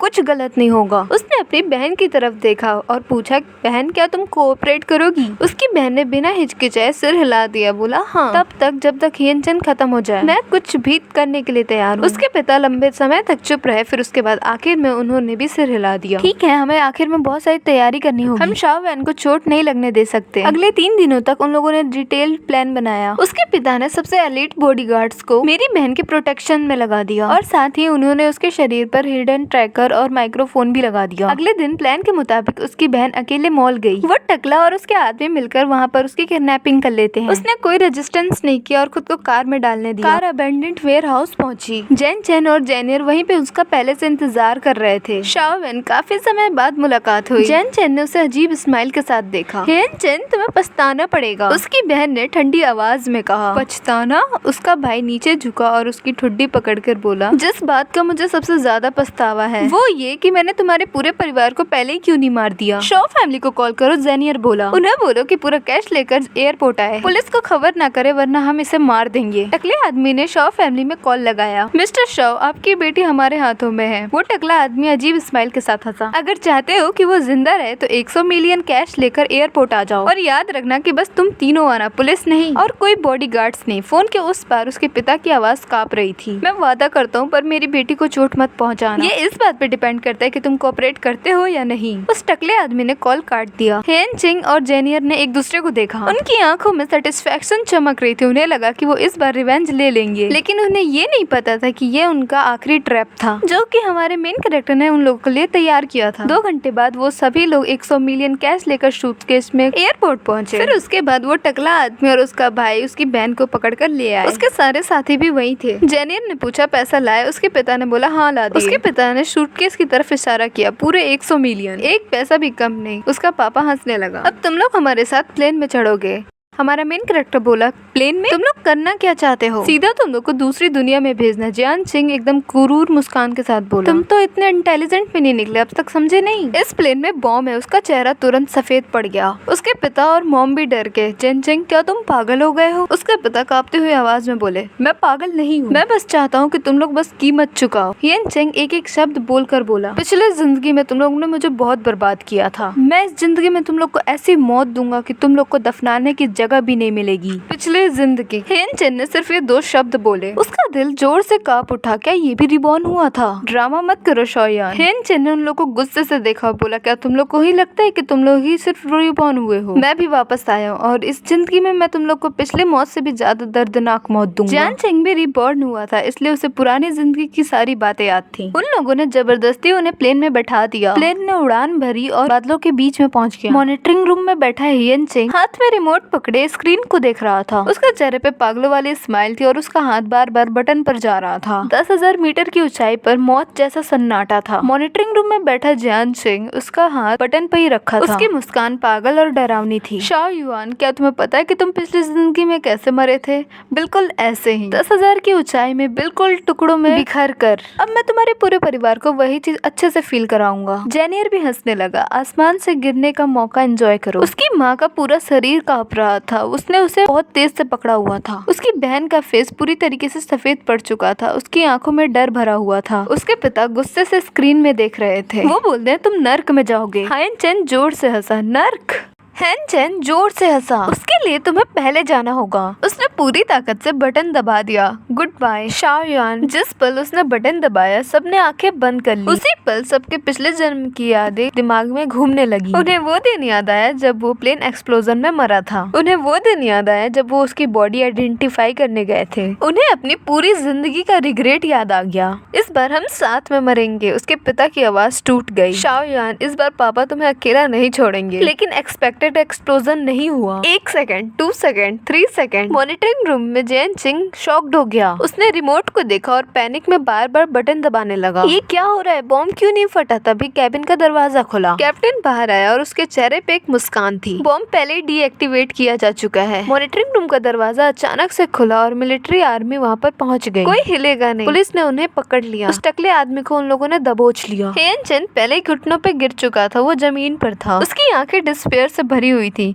क्यों तुम लोग हमेशा जीत कैसे जाते हो? क्योंकि इस बार हम एक परिवार हैं। उसने स्क्रीन पर देखते हुए कहा, तुम हमेशा से अकेले थे। उसी पल प्लेन जोर जोर से हिलने लगा। कैप्टन का चेहरा सफेद पड़ गया। वो दौड़ते हुए बाहर आया। बहुत बुरा हुआ, प्लेन पहले ही डैमेज हो चुका है। हमें इमरजेंसी लैंडिंग करनी होगी। उसके पिता ने कहा, क्या? कंट्रोल सिस्टम डिस्ट्रॉय हो चुका है। कैप्टन बोला, प्लेन बिना कंट्रोल के नीचे गिर रहा है। हमें समुद्र में इमरजेंसी लैंडिंग करनी होगी वरना हम सब मर जाएंगे। पूरा कैबिन डर से डूब गया। एयर होस्टेस को लाइफ जैकेट्स पहनाने लगी। प्लेन बुरी तरीके से कांप रहा था और तेजी से नीचे गिर रहा था। सभी अच्छे से पकड़ लो, कैप्टन चिल्लाया। तभी एक जोरदार सा धमाका हुआ। प्लेन जोरदार से समुद्र की सतह से टकराया। समुद्र का पानी प्लेन में घुसने लगा। बर्फ जैसा ठंडा और चुभने वाला। वो अपने बहन और पिता के बीच प्रोटेक्टिव था। दोनों अपने शरीर से उसको बचा रहे थे हार्म होने से। पानी धीरे धीरे कैबिन में भरने लगा और समुद्र का पानी घुटनों तक पहुँच गया। हमारा मेन कैरेक्टर पागलों की तरह मेहनत करने लगा अपनी फैमिली को बचाने के लिए। जाइए, भाग जाइए। उसके पिता ने एग्जिट की तरफ धक्का दिया। मैं नहीं जाऊंगा, हम सब साथ जाएंगे। वो चिल्ला के बोला। फिर उसकी बहन रोते हुए बोली, शाओ युआन, तुम्हें जीना होगा, तुम्हें जीना ही होगा। कैबिन का पानी लगातार ऊपर चढ़ रहा था। कैबिन पूरी तरीके से डूबने वाला था। उधर हियन चिंग एक चेयर पर बंद था। उसकी आंखें पूरी तरीके से खुली हुई थी, डर और स्फेयर से भरी हुई थी। समुद्र का पानी पागलों की तरह अंदर घुस रहा था। कैबिन पूरे क्योस में था। अब वक्त नहीं बचा था। उसकी बहन रोते हुए बोली, प्लेन डूबने वाला है, तुम अभी पहले ही निकल जाओ। हमारे मेन कैरेक्टर ने उन सभी को देखा और उसकी आंखें आंसुओं से भर गईं। मैं प्लेन क्रैश में मरा था और वो लोग बच गए थे और वो पूरी जिंदगी रिग्रेट में जिए। और क्या इस जिंदगी में उन्हें मर जाना चाहिए? फिर मुझे रिग्रेट के साथ जीना चाहिए? नहीं, मैं इन्हें छोड़कर नहीं जाऊंगा। उसी वक्त कैबिन में एक जोरदार धमाका हुआ। शाओ युआन, तुम अभी जाओ। उसके पिता ने एक जोरदार धक्का दिया। उसी वक्त उसने अपने पिता को पकड़ लिया और बोला, हम सब साथ में निकलेंगे। उसने पूरी ताकत से रस्सी खींची और तोड़ी जो उसके पिता को बांध रही थी। फिर वो अपनी माँ और बहन की रस्सियाँ खोलने लगा। पानी कमर तक पहुंच चुका था। केविन और ज्यादा झुकता जा रहा था। मुझे कस के पकड़ लो, वो चिल्लाया। पापा, माँ, दीदी, मेरा हाथ कस के पकड़ लो और इमरजेंसी एग्जिट की तरफ भागो। केविन पूरी तरीके से हिल रहा था। शीट और सूटकेस इधर उधर उड़ रहे थे। वो लोग जैसे तैसे कर इमरजेंसी एग्जिट तक पहुंच गए। कैप्टन और कुछ ऑफिसर्स पहले ही कूद चुके थे।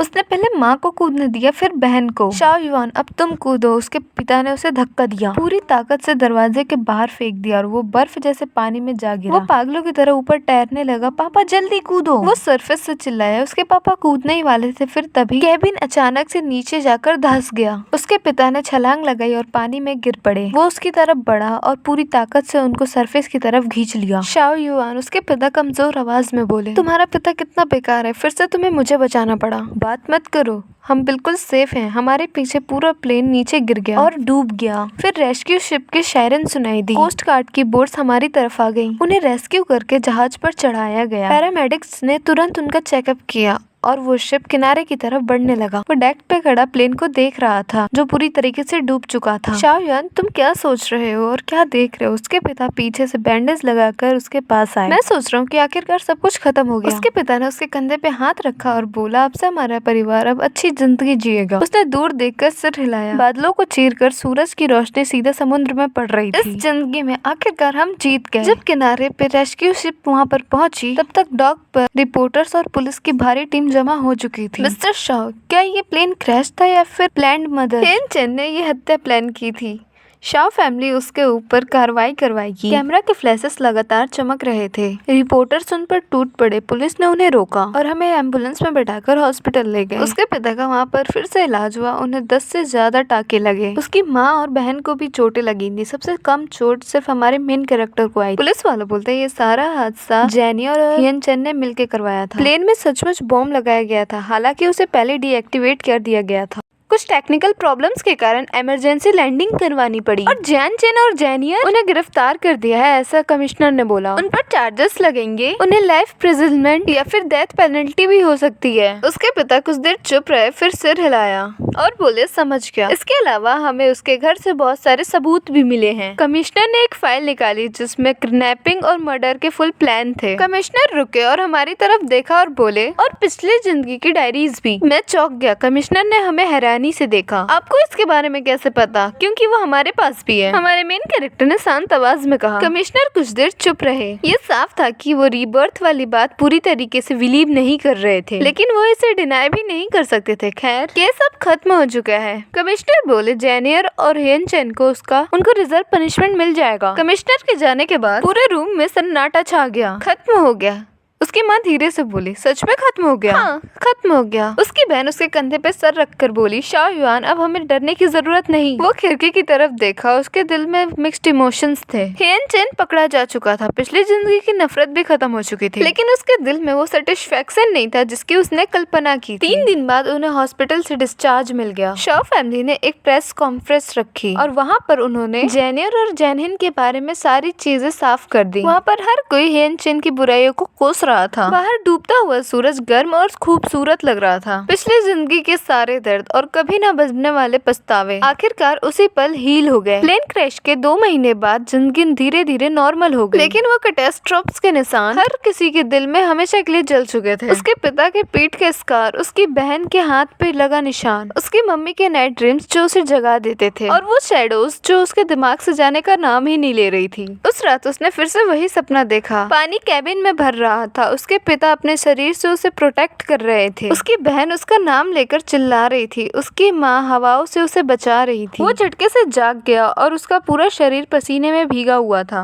दरवाजे पे नॉक हुआ। शिववान, मैं हूँ। दरवाजे पे उसकी बहन थी। उसने दरवाजा खोला। दरवाजे पे उसकी बहन थी और उसकी आंखें लाल थी। तुमने भी नाइट ड्रीम देखा क्या? उसकी बहन सिर हिलाई और अंदर आके बेड के साइड में बैठ गई। मैंने सपना देखा कि तुम प्लेन क्रैश में मर गए और तुम कहीं मिल नहीं पा रहे थे। दीदी, वो एक सपना था और मैं अभी भी आपके साथ हूँ। उसने उसका हाथ पकड़ा और बोला कि हम सब जिंदा हैं। मुझे पता है उसकी बहन की आंखों से आंसू निकलने लगे, पर मुझे अभी भी डर लगता है। डर ये है कि अगर मैं फिर से जागी तो तुम नहीं रहोगे। उसने उसे गले लगा लिया, बोला नहीं, मैं तुम लोग को छोड़कर अब कहीं नहीं जाऊंगा। हमारे मेन कैरेक्टर की बहन काफी देर तक उसकी बाहों में रोती रही। आखिरकार वो थककर सो गई। वो उसके कमरे तक उसे ले गया और उसे ब्लैंकेट उड़ाया और धीरे से दरवाजा बंद करके वो निकल गया। कॉरिडोर के बाहर उसके पिता खिड़की से देख रहे थे। पापा, आप अभी तक सोए नहीं? नींद नहीं आ रही। उसके पिता उसके तरफ मुड़े। उनकी आंखों में थकान थी। शाओ युआन, लगता है अब तुम्हारा पिता बहुत बूढ़ा हो गया है। पीठ का घाव हमेशा हल्का हल्का दर्द करता रहता है। मैं आपको हॉस्पिटल लेके चलता हूँ चेकअप करवाने के लिए।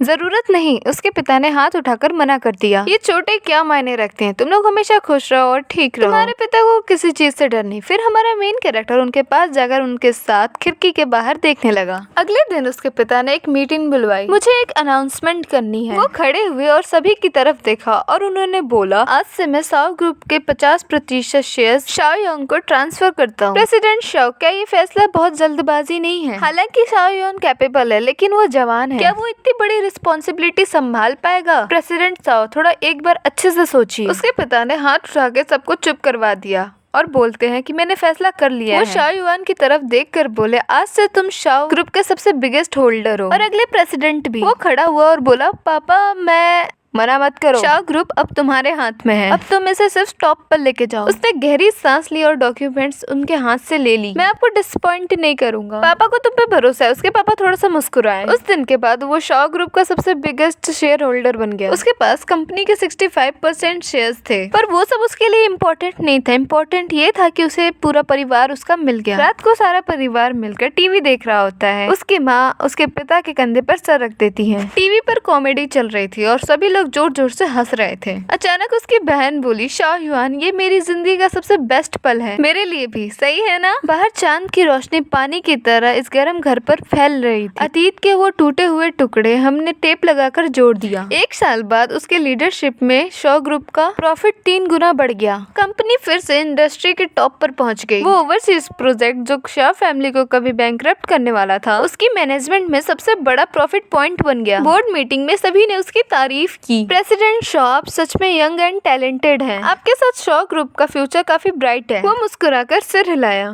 लेकिन उसके दिल में पूरी शांति थी। ये अचीवमेंट सिर्फ मेरे लिए रीबर्थ का साइन नहीं थी। सच में इम्पोर्टेंट चीज थी मेरा परिवार, जो मेरे साथ था। मीटिंग खत्म होने के बाद वो एक जगह पहुंचा, वो जगह जहाँ पर उसका प्लेन क्रैश हुआ था। अब वहाँ पर चैरिटेबल रेस्क्यू स्टेशन बन चुका था। बड़े बड़े लेटर्स में लिखा था, शाओ रेस्क्यू स्टेशन। धूप में वो चमक रहा था। ये आइडिया उसके पिता का था। वो कैटस्कोप को याद करने के लिए और उन लोगों के लिए जिन्हें सच में जरूरत है। रेस्क्यू स्टेशन में वॉलंटियर बिजी थे। वो होमलेस लोगों को खाना और रहने की जगह दे रहे थे। प्रेसिडेंट शाओ, क्या आप आ गए? डायरेक्टर रिस्पेक्टफुली वहाँ पर आया। हाँ, आज सब कैसा चल रहा है? सब बहुत अच्छा। आज हमने 10 से ज्यादा लोगों की मदद की।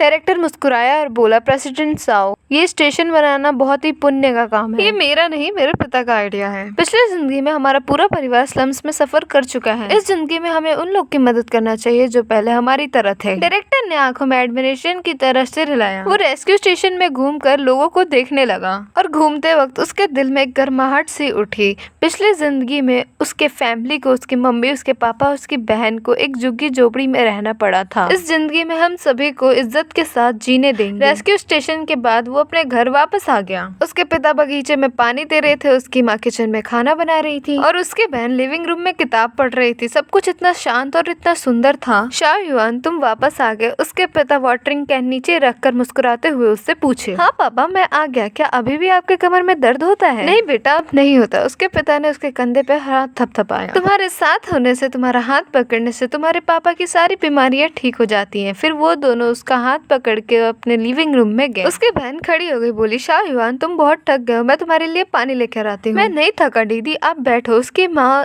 किचन से बाहर आई। अभी भी उनके एप्रन में आटा लगा हुआ था। बेटा, आज तुम्हारी माँ ने तुम्हारी फेवरेट चीजें बनाई हैं। अरे वाह, थैंक यू मॉम। वो अपनी मॉम को थैंक यू बोलता है। उसकी माँ ने नकली गुस्से से बोला, जाओ जाओ जाओ, हाथ मुंह धो लो, फिर उसके बाद हम डिनर करने वाले हैं। डिनर के दौरान सारे लोग एक साथ टेबल पे बैठे और उसके पिता मेन सीट पर बैठे हुए थे। वो उनके बगल में बैठा था और उसकी माँ और बहन सामने तरफ बैठे थे। शाओयुआन कंपनी कैसे चल रही है उसके पिता पूछते हैं। फिर वो बोलता है कि बहुत अच्छी चल रही है, इस साल उम्मीद है कि 500 बिलियन से ऊपर जाएगा। अच्छा, बहुत अच्छा, उसके पिता ने संतुष्ट होकर सिर हिलाया। शाओयुआन, तुम अपने पिता से बहुत बेहतर हो, ऐसे कैसे हो सकता है? ये सब आपकी टीचिंग की वजह से है। ये बच्चा सिर्फ अपने पिता को खुश करना जानता है। उसके पिता मुस्कुराकर सिर हिलाते हैं। उसकी बहन एक रिब उठाकर उसकी प्लेट में डालती है। वो बोलता है नहीं नहीं मैं नहीं लूंगा, पर उसकी बहन बोलती है शाओयुआन थोड़ा ज्यादा खाओ। उसकी माँ बोलती है काम कितना भी हो शाओयुआन, पर तुम अपनी हेल्थ का ख्याल रखा करो। अपने बोल में इतना सारा खाना देखकर उसके दिल में गहरी गर्माहट। शाओयुआन, उसके पिता अचानक बोले अगले हफ्ते तुम्हारा 24वां बर्थडे है, तुम्हें क्या चाहिए? उसने अपनी चॉपस्टिक नीचे रख दी और बोला मुझे कुछ नहीं चाहिए, मुझे सिर्फ आप लोग चाहिए और आप लोग का साथ चाहिए। पागल कहीं का, उसकी माँ बोली हम हमेशा तुम्हारे साथ रहेंगे बच्चे। हाँ, इस जिंदगी में आप कोई भी किसी से अलग नहीं होगा। उसकी बहन ने उसका हाथ पकड़ लिया। उसके पिता उठे और वो उसके पास आया और उसने उसकी खुद टाई ठीक कर दी। शाओयुआन, मेरी जिंदगी की सबसे बड़ी यही खुशी है कि मेरे पास तुम्हारे जैसा बेटा है। उसकी आंख भर आई और उसने अपने पिता को गले लगा लिया। पापा, मुझे भी आप पर गर्व है। पूरा परिवार उसके बाद एक दूसरे को गले लगाने लगता है। आंसू रुक ही नहीं रहे थे। पिछले जिंदगी के दर्द और कभी न भरने वाले पछतावे, वो सब हील हो गए। उसके बाद डिनर के बाद वो लोग उस रेस्क्यू सेंटर वापस गए। वो लोग साथ में थे। आज उस सेंटर की पहली एनिवर्सरी थी। हम सेलिब्रेशन में शामिल होने जा रहे थे। सेंटर के बाहर सैकड़ों लोग खड़े थे। वो लोग उन्हें देखते ही ताली बजाने लगे थे और बोल रहे थे थैंक यू फैमिली, हमें जिंदगी देने के लिए। शाओ फैमिली बहुत दयालु है, हम आपकी काइंडनेस कभी नहीं भूलेंगे। उसने उन्हें देखा और सीने में गर्म जोश महसूस किया। पिछली जिंदगी में उसने झुग्गी झोपड़ी में रहने का दर्द देख लिया था और वो लोगों की बेरुखी भी देख चुका था। हम इस जिंदगी में ये चाहते हैं कि इस बार सारे लोग गर्माहट महसूस कर सकें। लेडीज एंड जेंटलमैन, उसके पिता स्टेज पे खड़े होकर टाइट आवाज में बोले इस रेस्क्यू सेंटर ने एक साल में 3000 लोगों की जान बचाई है। इसमें होमलेस और बेरोजगार और जिंदगी से हार चुके लोग शामिल हैं। पिछली जिंदगी में शाओ परिवार भी होपलेस था। उसके पिता की आंखें लाल हो गई। वो डेस्परेशन का स्वाद जानता था। इस रेस्क्यू सेंटर को ओपन करने का मकसद फेम और मनी नहीं है, बल्कि ज्यादा लोगों को डिग्निटी के साथ जीने देना है। चारों तरफ तालियों की आवाज गूंज पड़ी और वो स्टेज पर गया और पिता के हाथ से माइक्रोफोन ले लिया और बोला मेरा नाम शाओयुआन है और मैं शाओ ग्रुप का चेयरमैन हूँ। वो नीचे खड़े लोगों को देखकर बोलता है जिंदगी में कोई ऐसी चीज नहीं जिसे पार की ना जा सके। जब तक इंसान हार नहीं मान जाता तब तक उम्मीद रहती है। हमारा परिवार भी डिप्रेशन में गया है, लेकिन हम वहाँ से बाहर निकल आए। फिर वो उसके बाद अपने मम्मी पापा और बहन को देखता है, क्योंकि हम ये मानते हैं कि जब परिवार साथ में हो तो मुश्किल कोई सी भी हो हम उसे पार कर ही लेते हैं। सेलिब्रेशन खत्म होने के बाद उसका पूरा परिवार बाहर सनसेट को देख रहा था। शाओयुआन, क्या तुम्हें अब लगता है कि ये हमारी जिंदगी अब कंप्लीट मानी जा सकती है? उसकी बहन ने पूछा। हाँ, क्योंकि पिछली जिंदगी के सारे रिग्रेट्स इस जिंदगी में पूरे हो चुके हैं। हाँ, सब कुछ पूरा हो गया। उसके पिता ने इमोशनल होकर बोला पिछली जिंदगी में वो प्लेन क्रैश जिसने तुम्हें पूरी तरीके से तोड़ दिया था और इस जिंदगी में हमने उसे फिर से जोड़ दिया। उसके बाद उसकी मम्मी ने शाओयुआन का हाथ पकड़ के बोला शाओयुआन, इस जिंदगी में मम्मी का बस यही सपना है कि सिर्फ तुम खुश रहो। मैं खुश हूँ। उसने अपनी माँ का हाथ पकड़ लिया और बोला मैं आप लोग के साथ बहुत बहुत खुश हूँ। डूबते हुए सूरज की रोशनी उन पर पड़ रही थी, गर्म और खूबसूरत। वो टूटी हुई जिंदगियाँ, कभी न भरने वाले दर्द, आखिरकार हमने उसे एक एक टाके के साथ भर लिया। हमने जिंदगी को फिर से जोड़ लिया। अब हम अकेले लड़ने वाले अलग अलग आइलैंड्स नहीं रहे, अब हम एक फैमिली हैं, एक दूसरे का सबसे मजबूत सहारा। पिछले जिंदगी में शाओ फैमिली पूरी तरीके से टूट चुकी थी, पर इस जिंदगी में शाओ फैमिली पहले की तरह जुड़ चुकी है। वो पीछे मुड़कर रेस्क्यू सेंटर को देखता है और वहाँ पर रेस्क्यूड लोगों को देखता है, उनकी मुस्कानों को देखता है। उसी वक्त उसे असली रीबर्थ का मतलब समझ में आता है। बदला लेना या फिर किसी से झगड़ा करना ये नहीं होता रीबर्थ। अपने पछतावे ठीक करने का और जो हमारे साथ है उन्हें खुश रखने का होता है। पापा, माँ, बहन, चलो ना हम घर चलते हैं। घर? उसके पापा हंसते हुए बोले। वो लोग एक दूसरे का हाथ पकड़कर डूबते हुए सूरज की तरफ चले गए। तो गाइस, ये वीडियो हमारी खत्म होती है, तो मिलते हैं नेक्स्ट वीडियो में। तब तक के लिए बाय और इस वीडियो को सब्सक्राइब करके जाना।